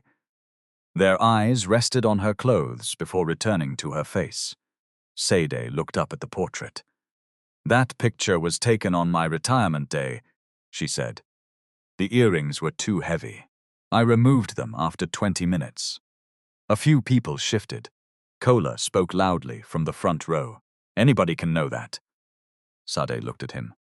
Then tell them why you said I died in blue lace when the blue lace is locked inside my wardrobe. Kola opened his mouth. She continued. Tell them why you informed me that Tunde's plane entered the sea. Tell them why Ronki broke my SIM card. Tell them why the key to my own house stopped opening the door. Ronki stood. She is repeating stories Funky taught her. Funky did not lower her eyes this time. Dare opened his document case. We anticipated that claim, he said. He connected his laptop to the projector. The glossy Mercy Gate building disappeared from the screen. In its place appeared a video from Harbor Line's reception. Sade entered the lobby on July 14. The timestamp showed 2:07 p.m. The audience watched her speak to the receptionist. They watched Ronke arrive. They watched Ronke display a paper. They watched 2 men take Sade away while she resisted. Tunde stepped closer to the screen. I was upstairs in the same building, he said. Nobody informed me she came. The receptionist was not present in the hall, but the shame of the system she represented sat in every chair. Ronke pointed at the screen. That video proves she was unstable. We were protecting her. Dare changed the image. Now the church kitchen appeared. Ronke walked toward the water cartons. She picked up the red-cased phone. She entered the clinic. She bent beside Sade's apron. The hall watched the phone disappear into the pocket. The owner of the phone stood. You put it there? Ronke's mouth worked. I was keeping it safe. A woman near her turned away in disgust. Funky's voice came from the aisle. She called police for me. Ronke swung toward her. Keep quiet, you roadside cook. This family matter is bigger than your whole life. The insult traveled through the microphone near the front row. Everyone heard it. Funke folded her arms. My life is the reason your lie did not finish. A low wave of approval moved across the hall. Ronke looked around as if the church had betrayed her. Pastor Bode approached the lectern. We must be careful not to judge one another before full investigation. The scripture says, Dare changed the screen again. A bank statement appeared.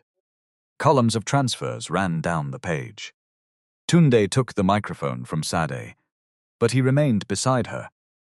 For 18 months, I sent an average of 2,317,000 naira every month for my mother's care. People began whispering. He pointed to the highlighted amounts. Within 24 hours, most of the money moved to Mercygate Senior Support Services. The next screen showed the company registration. Directors Kola Adebayo, Ronke Koka. Ronke sat down hard. Tunde continued. My mother received between 50 and 80,000 naira in cash. She had no full-time caregiver, no driver, no repaired home, no proper medical supervision. Sade looked at the figures. She had seen them in the clinic, but projected above 417 people, the theft became a building. Each line was a brick. Kola stood. Those transfers covered many expenses. Staff, administration, security. Which staff? Dare asked. Mercy Gate staff. Please identify the office. Kola pointed at the proposed building image saved in the corner of the screen. You saw the project. That project has not been built. Your registered office is a locked printer shop. Laughter rose, then died quickly. The matter was too ugly for amusement. Dare displayed photographs of the address. A rusted shutter, a faded sign. Dust gathered behind the padlock. Kola spread his arms. The organization is in development. The bank account was fully developed, Tunde said. The next slide showed transfers from Mercy Gate to Kola's construction supplier, Ronka's event company, and the church building fund. Pastor Bode stepped back. Kola pointed at him. The church received donations legitimately.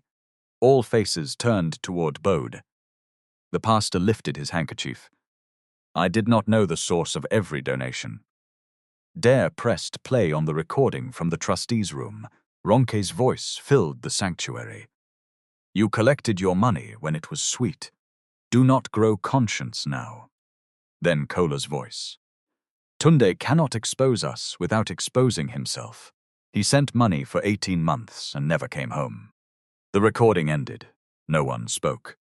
Tunde stood beneath his mother's memorial banner. He is right about one thing, he said. Kola looked at him.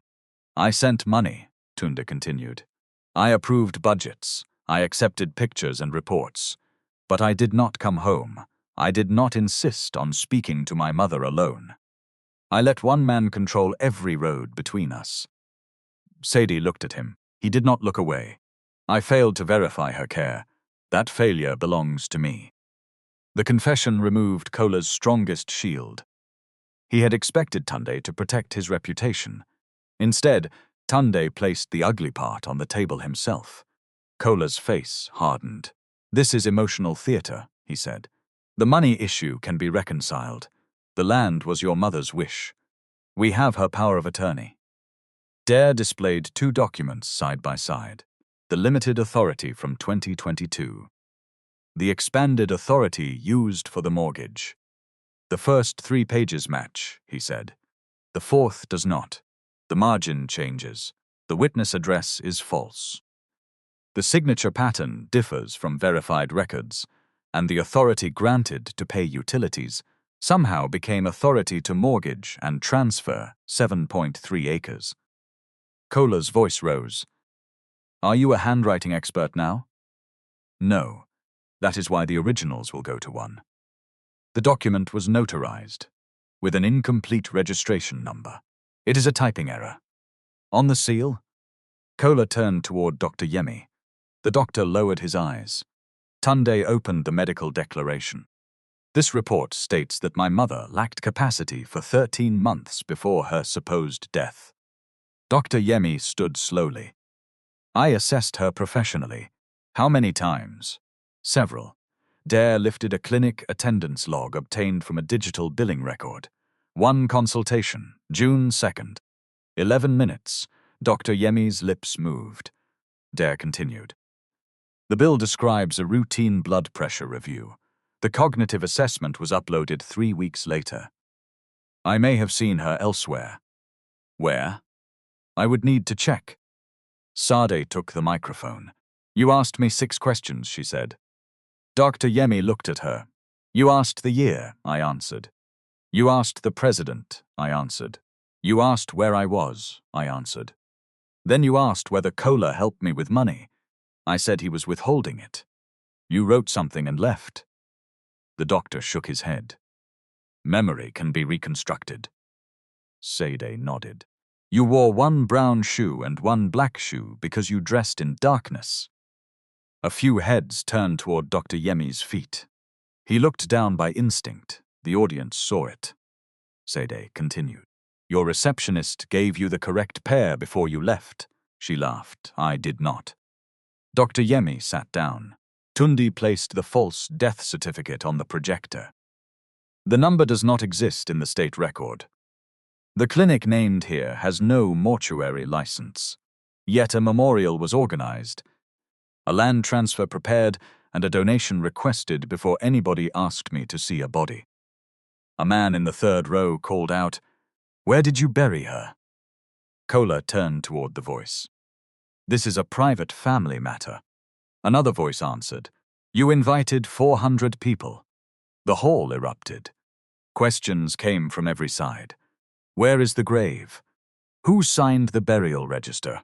Why was she in the kitchen? Did the church know? Pastor Bode rushed to the lectern. "Order! Please, this is still a place of worship." Sade faced him. "When I came here asking for one phone call, what place was it then?" Bode gripped the lectern. "I was told you had escaped from medical supervision.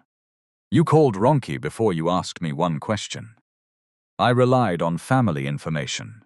You relied on money." The pastor's hand tightened around his handkerchief. "That is an unfair accusation." Dare played a second recording. Bode's voice, captured from a call preserved in Kola's accounting messages, filled the hall. "Move the building contribution through the welfare account.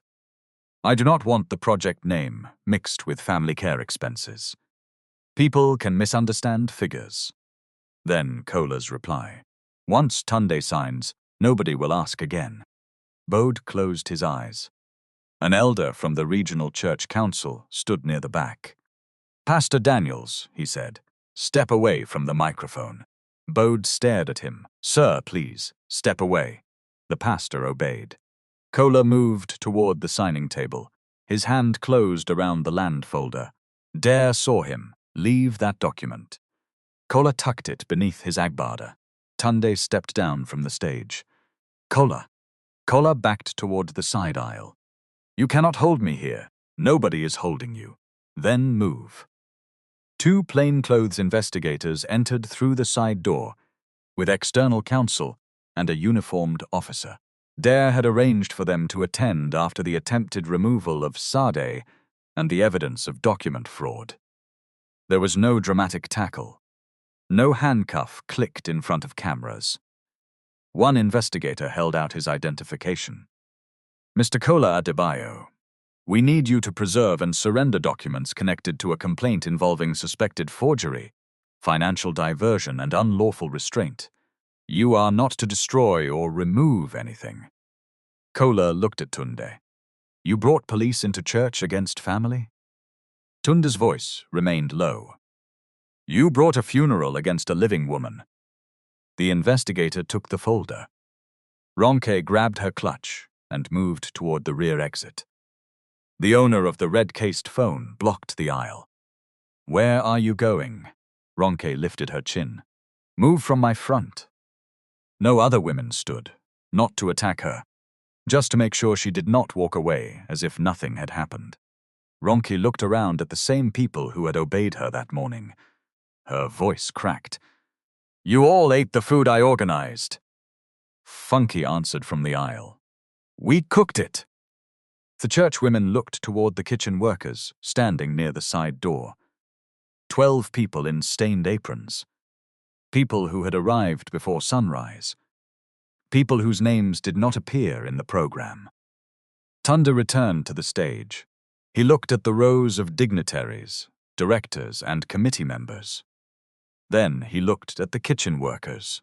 "Funke," he said, "please bring your team forward."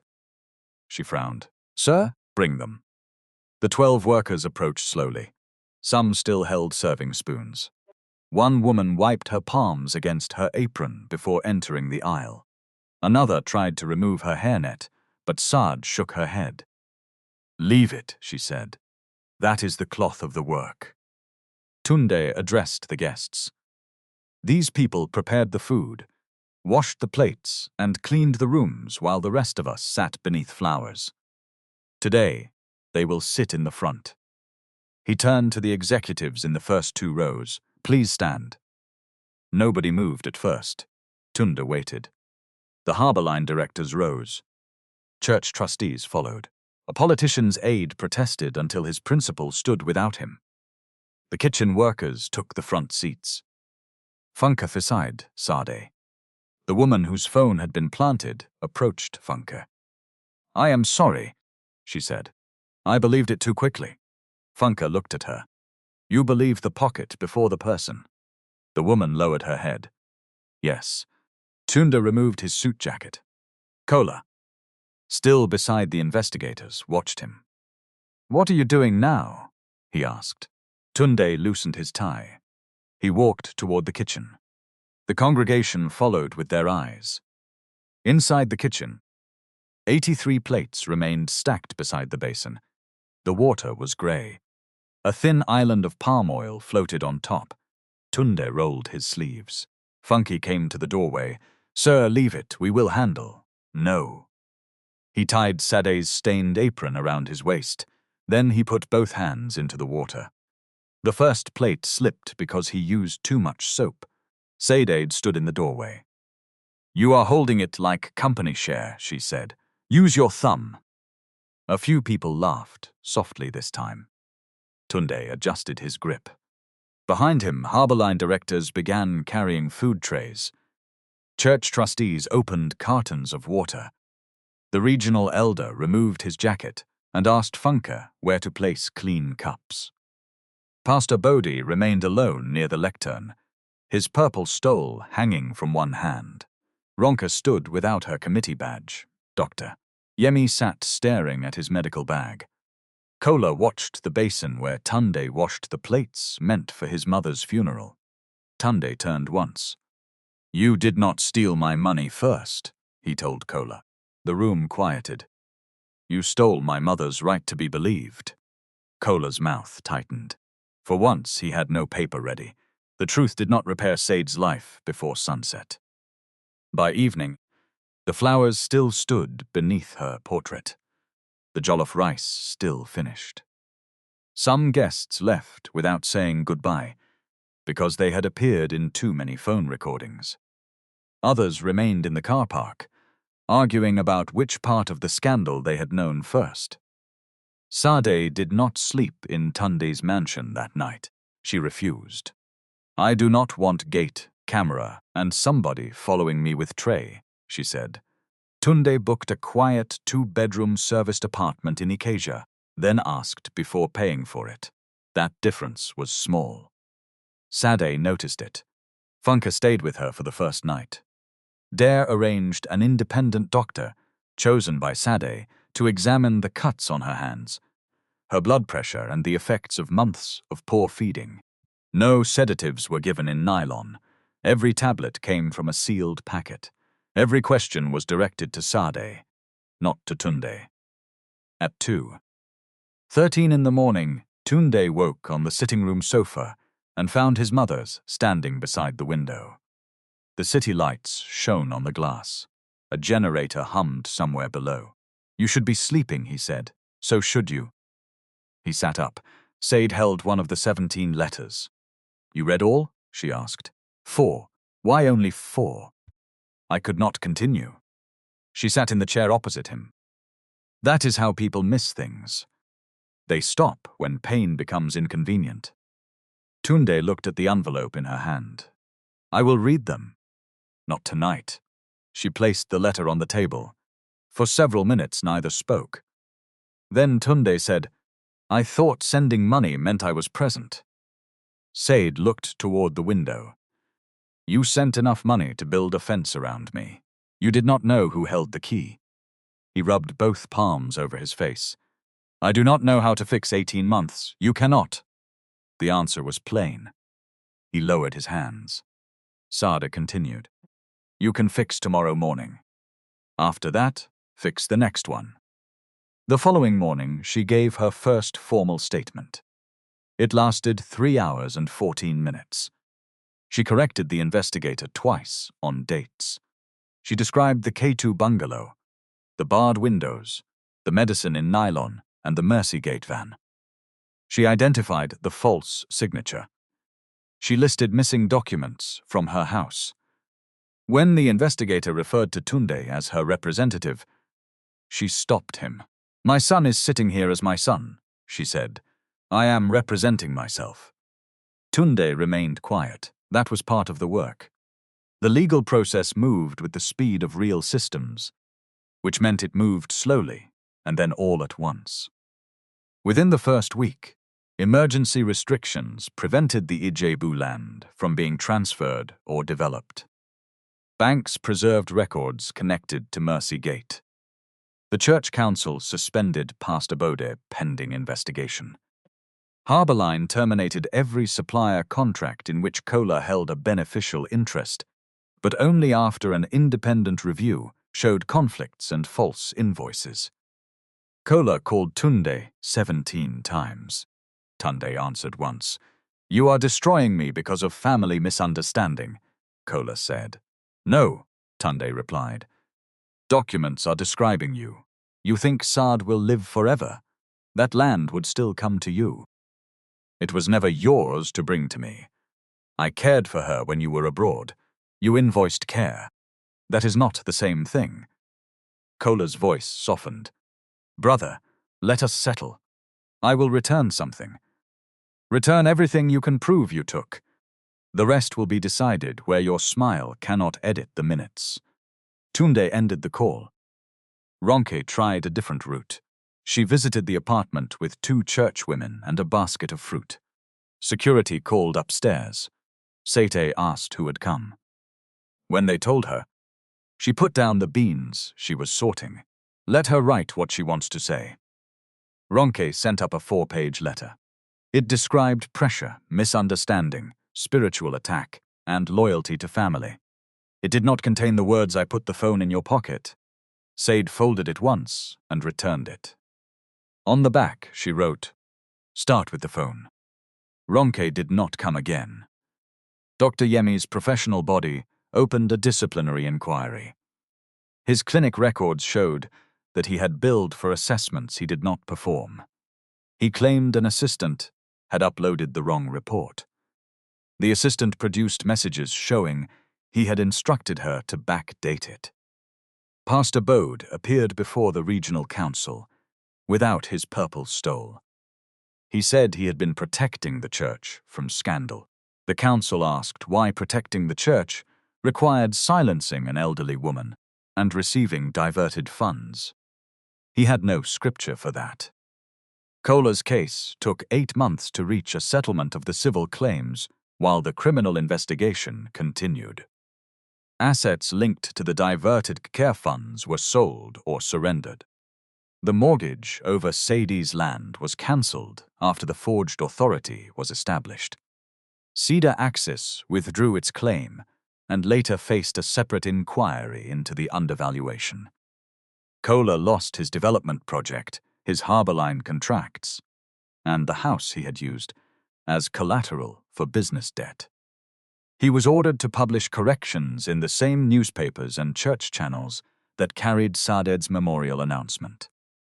The correction began. "Mrs. Sade Balogun is alive. Reports of her death were false and were issued without her authority." Sade made them print it without adjectives. "No beloved matriarch," she told Dare. "No regrettable confusion. Plain truth is enough." Ronke resigned from every church welfare position. As part of the civil resolution, she paid compensation for the false theft allegation and unpaid labor. Sade directed her portion of the labor compensation toward proper wages for the 12 kitchen workers who had served during the memorial. Funke protested. "Ma, that money is yours." "It is mine," Sade agreed. "That is why I can decide." Funke had no answer to that. Sade returned to Ijebu Ode on September 6. Tunde arrived with 2 architects, a contractor, and a plan to rebuild half the house. Sade sent all 3 professionals outside after 12 minutes. "The roof needs repair," she said. "The back door needs new lock. The bathroom floor is slippery. Who asked you for glass staircase?" Tunde looked at the drawing. "It would open the space. I do not want my space opened. I want mosquitoes closed outside." The glass staircase disappeared from the plan. The house was repaired, not transformed into a monument to Tunde's guilt. The leaking roof sheet was replaced. Grab rails were fitted in the bathroom after Sade approved their position. The kitchen window received a new latch. Her documents went into a fireproof cabinet with 2 keys, one for her and one sealed with an independent lawyer. She chose the wall color herself. Tunde suggested cream. Sade chose pale green because his father once hated it. "He is not here to complain," she said. For the first month, Tunde visited every Saturday. On the second Saturday, he arrived with 3 phones, a tablet, and a technician. Sade stared at the devices on her dining table. "Am I opening call center?" They settled on one simple phone with large text. 2 trusted contacts received emergency access. Bank alerts went directly to Sade and to an independent accountant she selected. No single person controlled her transport, medical appointments, documents, or communication. Dare called it a safeguarding arrangement. Sade called it making sure one goat did not hold all the yam. The first elder voice and document desk opened 6 months later, in a converted room beside the Ijebu Community Library. It was not named after Sade. Tunde had suggested the Sade Balogun Center for Dignified Aging. She refused before he finished the banner design.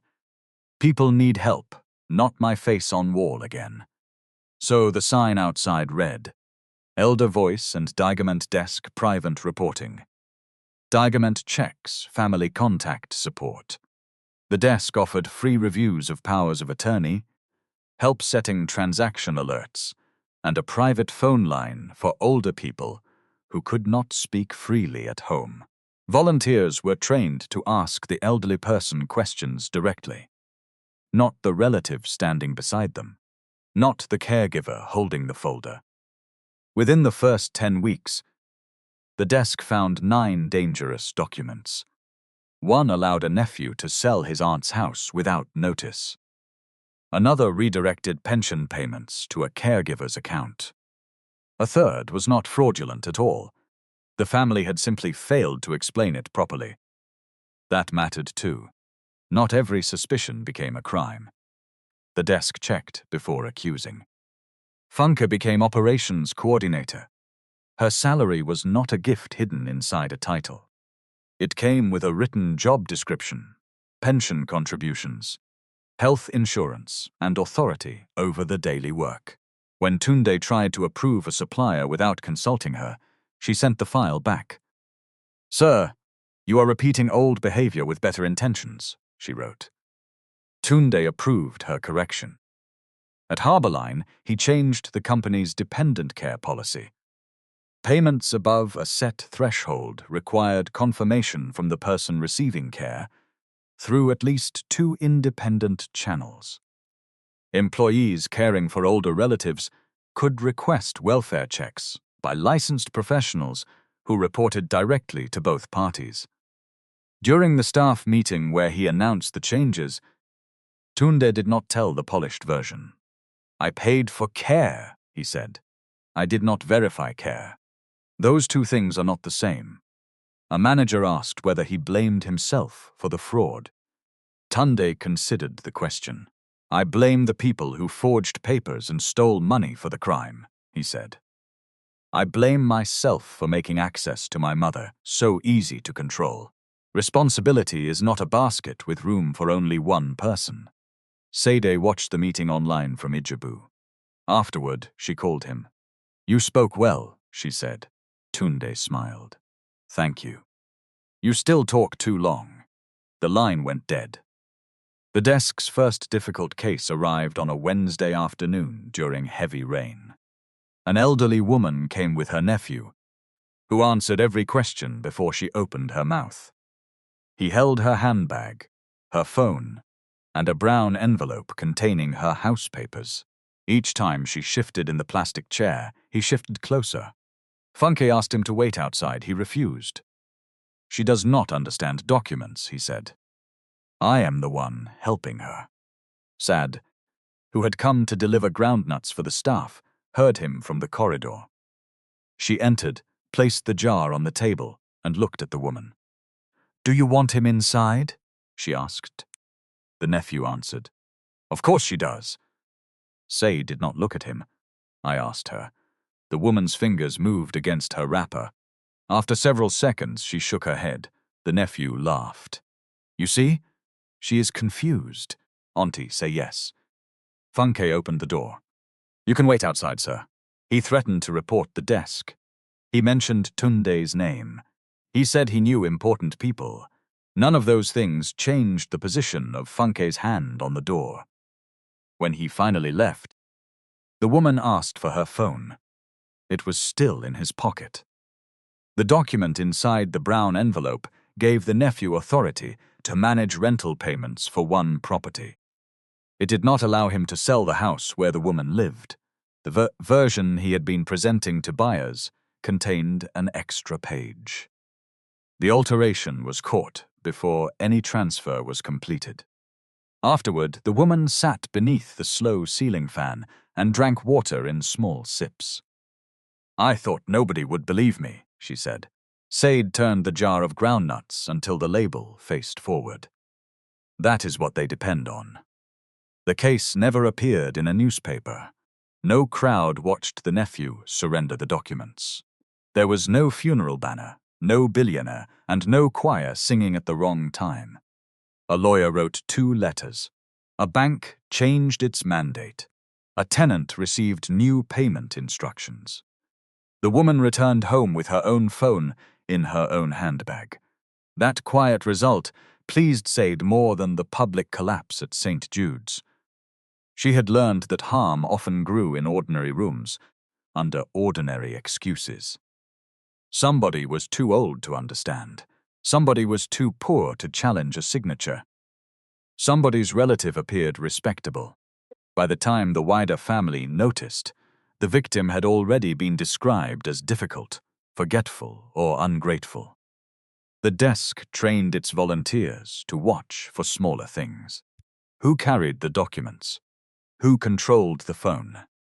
Who became angry when the older person was interviewed alone? Who used the word care while refusing choice? Tunde attended one training session and tried to sit in the front. Sade pointed to the back row. You are here to learn, not to launch anything. He sat at the back. During a role play, a volunteer pretended to be a wealthy son who had paid every bill, but could not answer basic questions about his mother's daily life. The room became uncomfortable. Tunde recognized the character before anybody looked at him. He raised his hand. The son should ask who controls access, he said. Funk nodded. And? He should speak to the person receiving care privately. And? He should visit without giving 3 days' notice. Sade leaned back in her chair. Now the student is reading. Nobody clapped. They continued the lesson. 1 year after the memorial, St. Jude's held a community meal under new leadership. The church accounts had been published quarterly for 6 months. The welfare committee included 2 elected kitchen workers and an independent safeguarding officer. The regional council invited Sade to speak. She refused a speech. I have spoken enough inside that place. She agreed to attend the meal. The old memorial banner had been destroyed. In the store where she once slept, shelves now held labeled food supplies and a small desk with a private telephone. A notice on the wall stated that nobody could be kept on church property or returned to family against their will without proper assessment and consent. Ronke was not there. Pastor Bode was not there. Kola's wine-red Agbada existed only in old phone videos people had stopped forwarding. Sade arrived in her cobalt wrapper and a new mustard blouse. Not because anyone styled her for a camera. She simply liked the colors together.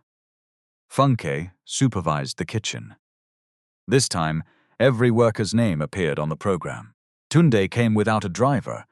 He carried 2 crates of bottled water from the car and nearly dropped one because he refused to make 2 trips. Billionaire sense, Sade said, watching him struggle. Too rich to carry 1 crate properly. After the meal, guests began leaving. The front hall emptied.